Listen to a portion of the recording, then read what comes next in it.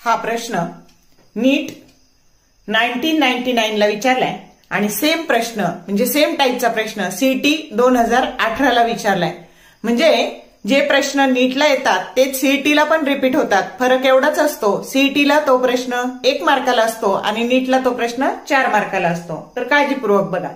If A unit vector is represented by 0.5 i cap minus 0.8 j cap plus c k cap, then the value of c is option A under root of 0.01, B under root of 0.11,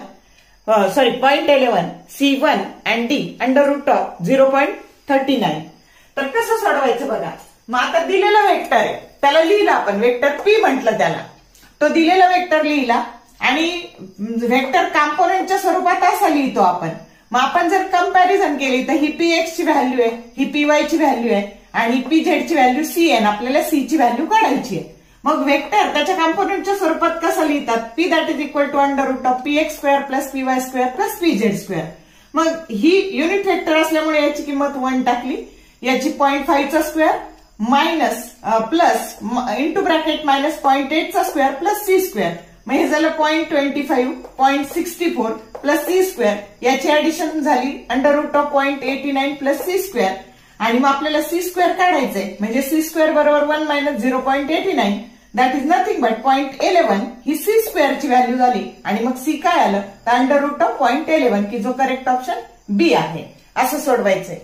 तर बघा सीईटीचे प्रश्न आणि नीटचे प्रश्न type बऱ्याचदा सारखाच असतो। Short video आवडले like करा, शेअर करा, कमेंट करा। For more useful tips and tricks keep watching wings of physics. Thank you very much.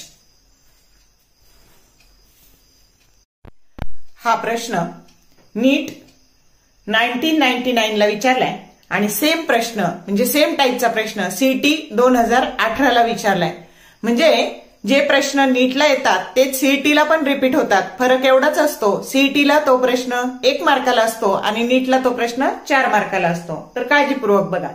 If A unit vector is represented by 0.5 i cap minus 0.8 j cap plus c k cap, then the value of c is option A under root of 0.01, B under root of 0.11, C1 and D under root of 0.39। तर कसं सोडवायचं बघा। मग आता दिलेला vector आहे त्याला लिहिला आपण, वेक्टर P म्हटलं त्याला, तो दिलेला वेक्टर लिहिला आणि वेक्टर कॉम्पोनंटच्या स्वरूपात असा लिहितो आपण। मग आपण जर कंपॅरिझन केली तर ही px ची व्हॅल्यू आहे, ही py ची व्हॅल्यू आहे आणि pz ची व्हॅल्यू c आहे, आपल्याला c ची व्हॅल्यू काढायची आहे। मग वेक्टर त्याच्या कॉम्पोनंटच्या स्वरूपात कसं लिहितात, p that is